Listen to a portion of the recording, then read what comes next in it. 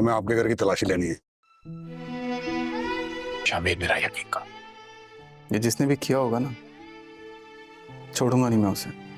Drama serial scammer से जिसके आने वाली एपिसोड में हम देखेंगे शिप्रा को शामिर वहां से बचा लेगा और वो लड़के पकड़े जाएंगे। शामिर शिप्रा की बहुत शर्मिंदा है क्योंकि जो उसकी शादी शिप्रा से उसकी जिंदगी खतरे में बढ़ गई और अरुण और मेरिन का ये वार खाली जाएगा। वो लोग हाथ मिलते जाएंगे और अरुण सलमान साहब को फंसाएगा। शिप्रा किसी तरह भी शामिर से अलग हो गए, वो उसके बर्बाद कर सके। और अरुण देखकर सलमान साहब की दुआ कर उसकी यूट्यूब बनवा कर और उसको जेल भिजवा देगा।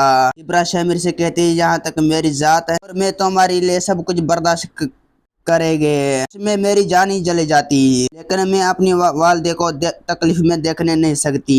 और इधर से शिप्रा सीरीज से इम्तिहान पास कर लेगी, वो ऑफिसर बनकर अपनी बाप का केस लेनेगी और शामिर शिप्रा की जाने के बाद पार्टी बनने जाएगा। और लेकिन वो मेरे से शादी कभी भी नहीं करेगा। मेरा वीडियो आप लोगों की अच्छी लगी थी, वीडियो को लाइक और चैनल को सब्सक्राइब कीजिए। जब तक के लिए खुदा हाफिज़।